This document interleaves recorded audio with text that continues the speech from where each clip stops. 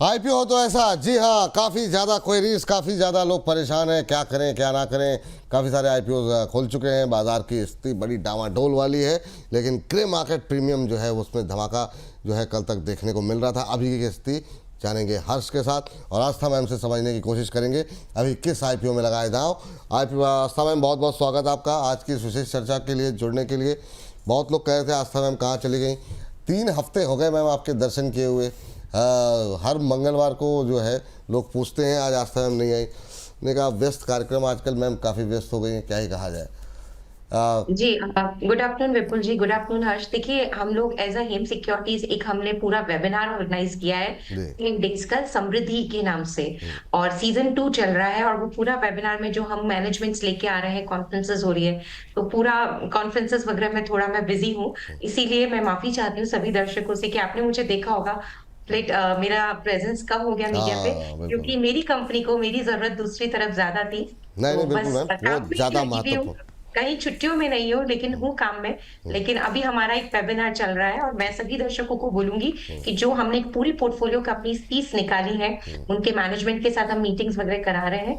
तो बिल्कुल इसे ज्वाइन करिए और अपने जो भी सवाल है मैनेजमेंट से उस कंपनी को लेके बिल्कुल पूछिए। ठीक। तो उसी श्रृंखला में आज नहीं हमारा नहीं मैम, तीसरा जल्दी दिन है आएंगे और तो कल चौथा दिन। हाँ मैम से जी मैं पूछूंगा कि मतलब जो निचोड़ निकला है, कहाँ इन्वेस्टमेंट करना चाहिए, कैसे करना चाहिए, वो आगे जब मैम रेगुलर कार्यक्रम में जुड़ेंगी तब उनसे पूछा जाएगा। लेकिन अभी जो है बिल्कुल रुख करेंगे आईपीओ बाजार की हलचल का।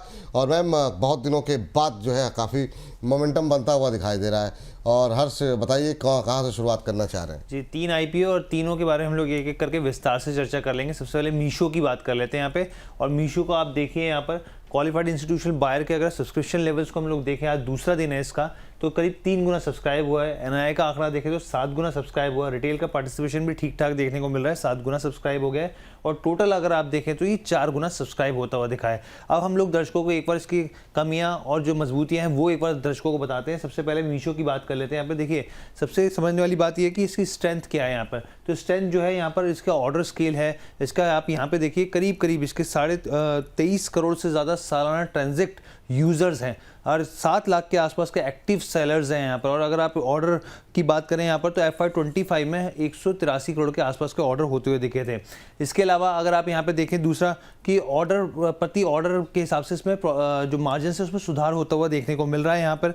इसके अलावा मजबूत कैश फ्लो है, करीब 2 साल पहले तक ये नेगेटिव कैश फ्लो में था। अब देखिए आप तो करीब करीब यहाँ पर जो है 508 करोड़ के आसपास का, यहाँ पे 580 करोड़ के आसपास का कैश फ्लो में बैठे हुए करीब सितंबर 2025 के हिसाब से अगर हम लोग देखें तो एसेट लाइट मॉडल है यहाँ पर। इसके साथ ही यहाँ पर आप देखें तो कंपनी जो है पहले क्या करती है, यहाँ पे ग्राहक से पैसा लेती है, उसके बाद जो है तमाम लॉजिस्टिक और दूसरी जो चीज़ें होती है वहाँ पर देती है। अब हम लोग आगे बढ़ते हैं, रिस्क की बात कर लेते हैं यहाँ पे। तो रिस्क को लेकर देखिए कंपनी लॉस मेकिंग है, हम सब जानते हैं यहाँ पे जब से लॉन्च हुई तब से लॉस मेकिंग ही है हिसाब से।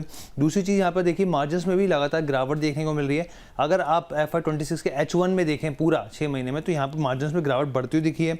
मार्केटिंग के ऊपर निर्भरता काफ़ी ज़्यादा है यहाँ पर, करीब करीब 1000 करोड़ के आसपास का यहाँ पे अभी पीछे मार्केटिंग में खर्चा होता हुआ दिखा है। यहाँ पे कैश ऑन डिलीवरी को लेकर एक कंसर्न लगातार बना हुआ रहता है यहाँ पे। कैश हैंडलिंग को लेकर अगर डिलीवरी फेल होती है तो वो तमाम चीज़ें होती हैं। उसके अलावा आप देखिए जो सेलर कंसंट्रेशन यहाँ पर है जो स्टेट्स के हिसाब से, क्योंकि दिल्ली, यूपी और दूसरी एक और स्टेट्स पे सबसे ज़्यादा कंसंट्रेशन है यहाँ पर सेलर को लेकर, तो वो एक कंसर्न है यहाँ पर। साथ ही यहाँ पर आप देखिए नए वर्टिकल भी जो है कंपनी की तरफ से जो लॉन्च किए गए वो घाटे में, करीब 30 करोड़ के एबिटा घाटा साफ तौर पर दिखता है। ग्रे मार्केट प्रीमियम क्या कह रहा है यहाँ पर, और आप देखिए ग्रे मार्केट प्रीमियम हर दिन लगातार बढ़ता चला जा रहा है। इसका अब जो है करीब करीब 46 रुपये पर आके खड़ा हो गया है, 41.22% के आसपास दिखा रहा है। और एस्टिमेटेड लिस्टिंग जो है वो 156 रुपये के आसपास होती हुई दिख सकती है।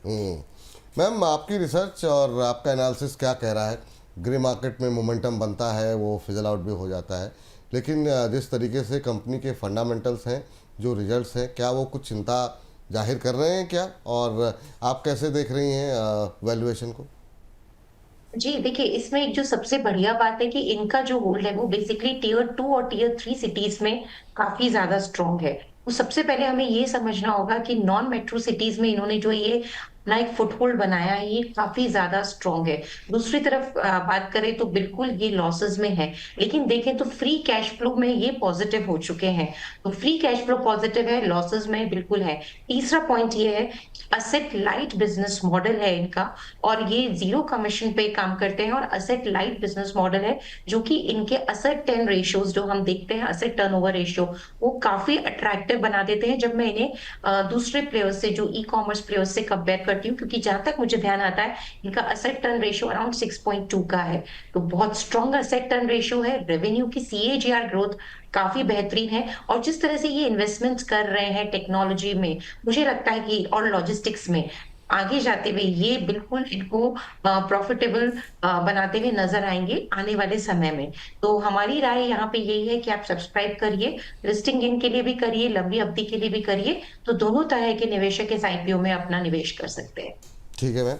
अच्छा मैम, खैर लिस्टिंग जब हो जाएगी तब तो खैर हम आपसे पूछेंगे ही पूछेंगे, लेकिन अभी भी क्योंकि 7 गुना सब्सक्रिप्शन के नंबर देखने को मिल रहे हैं, अभी कल तक ये नंबर्स कई गुना और बढ़ते हुए दिखाई देंगे।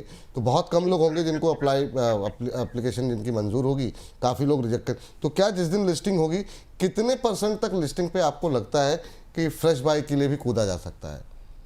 देखिए, मेरे हिसाब से ये चीज अभी अंदाजा लगाना थोड़ा सा डिफिकल्ट होगा, लेकिन मुझे लगता है कि लिस्टिंग डे के दिन थोड़ा फ्रेश माइंड से एक बार रुक जाए, क्योंकि बहुत अच्छा यहाँ पे हमें रिस्पॉन्स देखने को मिल रहा है, जो कम्युनिटी है, इन्वेस्टर कम्युनिटी, उससे। तो मुझे लगता है कि लिस्टिंग डे पे वैसे भी हम प्रीमियम लिस्टिंग की यहाँ पे एक्सपेक्टेशन कर रहे हैं, तो थोड़ा सा हम वहां पे इसे वेट एंड वॉच में डालेंगे। वेट एंड वॉच से मेरा मतलब है कि उस दिन डायरेक्टली एंटर ना करे, जंप ना करे, क्योंकि उस दिन का प्राइस मोमेंटम थोड़ा सा वॉलेटाइल भी हो सकता है। तो हमारी तो सलाह यही रहेगी कि लिस्टिंग डे पे थोड़ा सा वेट करें, अगर अलॉटमेंट नहीं मिलते हैं तो।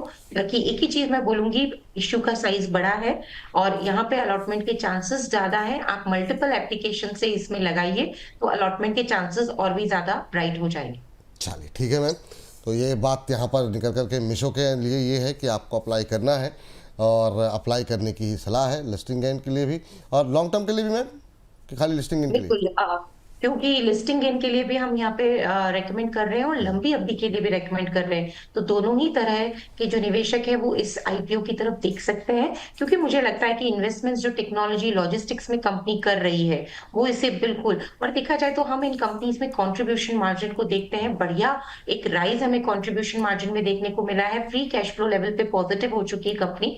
तो मुझे लगता है कि आने वाले जो समय में ये प्रॉफिटेबिलिटी की तरफ बढ़ेगी, इसलिए लंबी अवधि के लिए भी अगर इसे रखेंगे तो ये एक अच्छा निवेश रह सकता है। चलिए ठीक है मैम। चलिए इसको आगे बढ़ते हैं और अगले आगे IPO पे की तरफ रुख करते हैं, और हर्ष से जानते हैं अगला IPO कौन सा है। एक पर तो मुहर लग गई कि अप्लाई कर सकते हैं। हर्ष, दूसरा? जी, विद्या वायर्स की बात कर लेते हैं। एल्यूमिनियम कॉपर की मैन्युफैक्चरिंग वायर्स को लेकर इसका बिजनेस है यहाँ पर। और आप देखिए यहाँ पे सब्सक्रिप्शन लेवल मीशो से ज़्यादा देखने को मिले, रिटेल के 9x के आसपास। ये देखिए 9 गुना सब्सक्राइब हुआ है। क्वालिफाइड इंस्टीट्यूशन बायर सिर्फ 1 गुना सब्सक्राइब हुआ, और अभी अनाया का आंकड़ा देखें तो 8 गुना, और टोटल देखिए 6 गुना सब्सक्राइब हुआ है। यानी कि मीशो से यहाँ पे ज़्यादा नंबर देखने को मिल रहे हैं यहाँ पे। अगर अब हम लोग यहाँ पे स्ट्रेंथ और वीकनेस की बात करें यहाँ पे कंपनी के, तो आप देखिए कंपनी जो है हाईली एक्सपीरियंस है। जो शैलेश राठी हैं यहाँ की कंपनी के प्रमोटर्स में से एक हैं, और अच्छा खासा इनका पास एक्सपीरियंस और तमाम तरह की चीज़ें हैं यहाँ पे। अगर आप मार्केट लीडर्स के हिसाब से देखें तो 5.7% मार्केट शेयर है, और अगर आप टॉप लिस्ट में भी देखें इस बिजनेस के खास तौर पे तो करीब चौथे नंबर के आसपास कंपनी आती है यहाँ पे।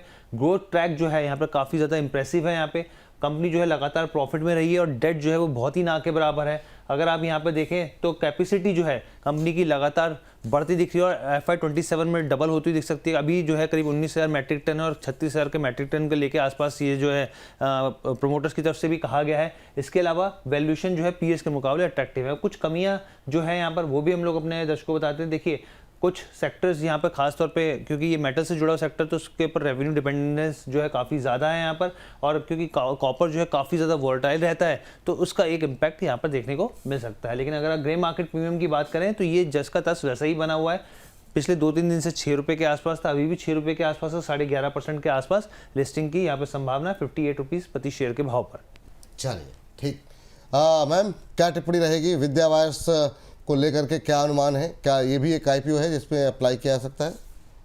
बिल्कुल करा जा सकता है। देखिए, सबसे पहली बात मैं बताऊं, 1981 में कंपनी एस्टेब्लिश हुई, काफी पुरानी कंपनी है, प्रमोटर्स का एक्सपीरियंस काफी काफी ज्यादा समय का है। दूसरी तरफ हम बात करें तो ये क्या करते हैं, जैसे कि कॉपर वायर, एल्यूमिनियम वायर बनाते हैं। उससे भी बड़ी महत्वपूर्ण बात आती है कि कौन सी इंडस्ट्री में जाता है। तो इलेक्ट्रिकल सिस्टम्स की इंडस्ट्री में, क्लीन एनर्जी में, रिन्यूएबल एनर्जी में, ईवीज यानी कि हम जिसे बोलते हैं इलेक्ट्रिकल मोबिलिटी, तो ये जो हाई ग्रोथ इंडस्ट्रीज है, वहां इनका जो ये प्रोडक्ट्स बनाते हैं काम में आता है। इसका जो मुझे सबसे स्ट्रॉन्ग पॉइंट लगा वो ये कि ये कैपेसिटी पूरी डबल करने जा रहे हैं। तो ये जो डबल हो जाएगी कैपेसिटी, इससे क्या फर्क पड़ेगा, इससे ऑपरेटिंग लेवरेज किक इन होगा और कंपनी के हमें एक रेवेन्यू में तो बढ़ोतरी देखने को मिलेगी ही मिलेगी, साथ में मुझे लगता है कि प्रॉफिटेबिलिटी में भी एक बढ़िया बढ़ोतरी हमें देखने को मिलेगी। तो मुझे ये काउंटर भी काफी पसंद आया और यहाँ पे भी हमारी सलाह यही है कि बिल्कुल आप लगाइए, लिस्टिंग गेन के लिए भी लगाइए, लंबी अवधि के लिए भी लगाइए, तो दोनों ही नजरिए से लगाएं। एक ही चीज खटकती है कि आईपीओ का साइज छोटा है, तो यहाँ पे अलॉटमेंट के चांसेस थोड़े से कम हो जाते हैं, क्योंकि इश्यू का साइज कंपेरेटिवली, जैसा हम मीशो की बात कर रहे थे, उससे काफी छोटा है। ये बात है, चलिए कोई बात नहीं।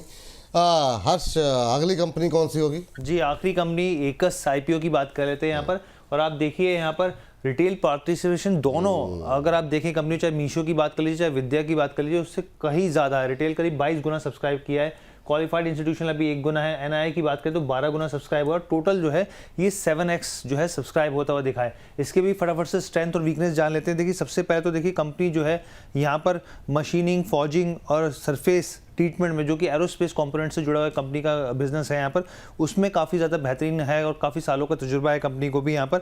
और आप देखें रेवेन्यू के हिसाब से भी करीब 88% जो है एरोस्पेस से इसका रेवेन्यू आता है। उसके अलावा आप ओएम्स की बात करें, ग्लोबल ओएम्स की, तो करीब करीब 12 से 13 साल के आसपास से लगातार कंपनी का एक रिलेशनशिप बना हुआ है, लगातार ऑर्डर्स मिलते रहते हैं यहाँ पर। इसके अलावा आप देखिए यहाँ पे स्ट्रॉन्ग एक्सपोर्ट है। अगर आप देखें तो 11.5% के आसपास घरेलू जो है स्थिति दिखती है, बाकी तमाम जो चीज़ें हैं वो एक्सपोर्ट से ही यहाँ पे कंपनी की होती है। Capacity in the place of future growth, अगर आप कैपेसिटी की बात करें यहाँ पर, तो आप ये समझिए कि कंपनी जो है उसकी क्षमता सालाना दर पे 29.19 लाख घंटे मशीनिंग और मोल्डिंग की है, और अभी जो है सिर्फ 47% 41% के आसपास उसका इस्तेमाल किया जा रहा है यहाँ पर। इसके अलावा यहाँ पर जो है ऑपरेटिंग ट्रेंड्स में जो है लगातार ऑपरेशंस में, इसमें अगर आप देखें मार्जिन्स में, तो थोड़ा सा जो सुधार है वो देखने को मिल रहा है। वीकनेस की बात कर लेते हैं। वीकनेस क्या है यहाँ पे, कंपनी देखिए लॉस मेकिंग है, नेगेटिव रिटर्न रेशियोज है लगातार, ये हम लोग देख रहे हैं यहाँ पे। हाई लेवरेजेस और फॉरेन करेंसी में एक्सपोजर, क्योंकि देखिए रुपया कमजोर है तो इसका साफ तौर पे इंपैक्ट यहाँ पे देखने को मिलता है। लेवरेजेस काफ़ी ज़्यादा हैं यहाँ पे। इसके अलावा लॉस मेकिंग कंज्यूमर बिजनेस, क्योंकि इसके यहाँ पर एरोस्पेस के अलावा दूसरे भी इलेक्ट्रिक और दूसरे बिजनेस हैं, वो भी यहाँ पर लॉस मेकिंग है। स्लो कैश फ्लो साइकिल है, अगर आप इसके कैश फ्लो साइकिल की बात करें तो 253 दिन की है यहाँ पर, और वर्किंग कैपिटल ऐसे में फंस सकता है, तो इस तरह की चीज़ें देखने को मिल सकती हैं। Customer concentration and order risk, क्योंकि कस्टमर टॉप 10 है और वहाँ से 82% रेवेन्यू आता है, तो वो भी एक रिस्क के तौर पर देखा जा सकता है। अब अगर हम लोग इससे ग्रे मार्केट प्रीमियम की बात करें यहाँ पर, तो आप ये देखिए 46-46.5 रुपये पे पहुँच गया है यहाँ पे, करीब 37.5% के आसपास की लिस्टिंग की संभावना 170 रुपये प्रति शेयर के भाव पर। चलिए मैम, इस आईपीओ को लेकर के क्या व्यू है? बड़ा ज़बरदस्त पार्टिसिपेशन रिटेलर्स की तरफ से देखने को मिल रहा है। जी बिल्कुल, देखिए क्योंकि ये जो एरोस्पेस सेगमेंट को ये केटर करते हैं, बहुत स्ट्रॉन्ग ये एक सेगमेंट है और बड़े क्लाइंट्स हैं, जैसे कि एयरबस, बोइंग की हमने बात की। और जब इस तरह के सेगमेंट्स की हम बात करते हैं और जब इस तरह के क्लाइंट्स की बात करते हैं, तो जो ऑर्डर इनफ्लो आता है वो 7-7, 8-8 साल, 10-10 साल का ऑर्डर आता है। दूसरी तरफ इन्होंने अपने आप को डाइवर्सिफाई किया है कंज्यूमर बिजनेस में, वहां पे भी देखा जाए तो एक अच्छा एक डाइवर्सिफिकेशन ये साबित होगा, क्योंकि जो पीएलआई स्कीम के तहत ये लोग टैप करना चाहते हैं अपॉर्चुनिटीज को, और ये उस सेगमेंट में भी आप डाइवर्सिफाई कर चुके हैं। मुझे लगता है कि सबसे बड़ा पॉइंट जो देखना चाहिए, बिल्कुल कंपनी के अगर फाइनेंशियल्स देखे तो अभी लॉसेस में दिखेंगे, लेकिन one of the objective of issue is to repay the debt. तो जब ये डेट का रीपेमेंट करेंगे तो मुझे लगता है कि उससे भी एक इंटरेस्ट कॉस्ट में सेविंग होगी, जिसकी वजह से हमें प्रॉफिटेबिलिटी में एक इजाफा होता हुआ नजर आएगा। तो इन सभी फैक्टर्स और पैरामीटर्स के चलते हमें ये आईपीओ भी अच्छा लग रहा है, और यहाँ पे भी हम सब्सक्राइब की एक रेटिंग देना चाह रहे हैं। लिस्टिंग गेन और लंबी अवधि दोनों नजरिए से लगाया जा सकता है एकस के आईपीओ में। एकस के आईपीओ में लिस्टिंग गेन और लॉन्ग टर्म दोनों की राय है आपके लिए मैम, लेकिन अब तीनों पे अप्लाई करने की सलाह दी है आपने। हालांकि शुरू के 4 तारीख ही है, सैलरी बची होगी लोगों की, लेकिन बहुत लोगों का बजट नहीं अलाउ करता है कि वो तीनों आईपीओ में लगा सकें। 1 2 3 अगर आप कर दें तो जरा बड़ी मेहरबानी होगी हमारे दर्शकों के लिए कि अगर पहली पे अगर एक ही पे लगा सकते हैं तो किस पे लगाएं, 2 पे लगा सकते हैं तो किस पे लगाएं। जी, एक्चुअली क्या है, तीनों आईपीओ अपनी अपनी जगह अपनी अपनी इंडस्ट्री की जो ये कंपनियां हैं बेहद मजबूत है। तो बहुत बड़ा डिफरेंशिएशन फंडामेंटल के बेसिस पे नहीं आ रहा, लेकिन ये जरूर कह सकते हैं कि इश्यू साइज के हिसाब से यहाँ पे रैंकिंग करेंगे तो बेटर रहेगा, क्योंकि चांसेस ऑफ अलॉटमेंट कहाँ ज्यादा है वो भी हमें देखना पड़ेगा। सबसे पहला नंबर इसीलिए मैंने मीशो का रखा है क्योंकि आईपीओ साइज बड़ा है, लगभग 5,000 करोड़ का आईपीओ साइज है। तो नंबर ऑफ शेयर्स जो रिटेल के लिए उतरेंगे मार्केट में वो भी ज्यादा रहेंगे, तो अलॉटमेंट के चांसेस वहां ज्यादा हो जाते हैं। तो ये जो इस बार की रैंकिंग हुई है ज्यादातर मैंने आईपीओ साइज को माइंड में रख के दी है, क्योंकि तीनों ही आईपीओ मुझे अपनी अपनी जगह अच्छे लग रहे थे। तो पहले नंबर पे मीशो को रखिए, दूसरे नंबर पे एकस को, तीसरे नंबर पे विद्या को। लेकिन एकस और विद्या दोनों को आप चाहे तो इंटरचेंजेबली भी रख सकते हैं। तो just on the basis of size ये रैंकिंग दी जा रही है, ताकि अलॉटमेंट के चांसेस ब्राइट हो। जिस आईपीओ में उसे पहले नंबर पे रखें तो बेटर रहेगा। विद्या का साइज कंपैरेटिवली छोटा है तो चांसेस कम हो जाते हैं, लेकिन उसकी वजह से ये ना माने कि फंडामेंटल में कोई भी कमी है, इसलिए उसे हम तीसरे नंबर पे रख रहे हैं। Just on the basis of IPO size ये रैंकिंग दी जा रही है, क्योंकि तीनों आईपीओ अपनी जगह मजबूत है। ठीक है, तो तीनों आईपीओ अपनी जगह मजबूत हैं, जो मैम की बातों से निचोड़ निकला है, लबोलुआब निकला है। और अगर आप अप्लाई करना चाह रहे हैं और एक में ही करना चाह रहे हैं तो आपके लिए मीशो इसलिए बेहतर है कि चांसेस बढ़ जाते हैं आपके कि हो सकता है आपको मिल जाए, क्योंकि आईपीओ का साइज़ बड़ा है। बाकी दो में आप अपने हिसाब से चुन लीजिए, वो ज़्यादा बेहतर रहेगा, ये मैम का मानना है। बाकी जब लिस्टिंग होगी तो मैम से और डिटेल में बातचीत करेंगे और बाकी आगे मैम से बातचीत होती रहेगी। मैम थैंक यू, धन्यवाद आज की चर्चा में जुड़ने के लिए। कोई डिस्क्लोजर इस पर आईपीओ को लेकर के? जी नहीं, कोई डिस्क्लेमर नहीं, बस हमने भी इस पे रिपोर्ट निकाली और हमारे क्लाइंट्स को यही रिकमेंडेशन दी है। धन्यवाद विपुल जी बुलाने के लिए। अरे मैम थैंक यू, आने के लिए आपका कार्यक्रम है, बहुत बहुत धन्यवाद। और हर्ष आपका भी बहुत बहुत धन्यवाद, ये तमाम डेटा तमाम जानकारी कंपनी के बारे में हमारे दर्शकों तक पहुंचाने के लिए। तो इस सेगमेंट को यहीं पे फिलहाल के लिए इतना ही।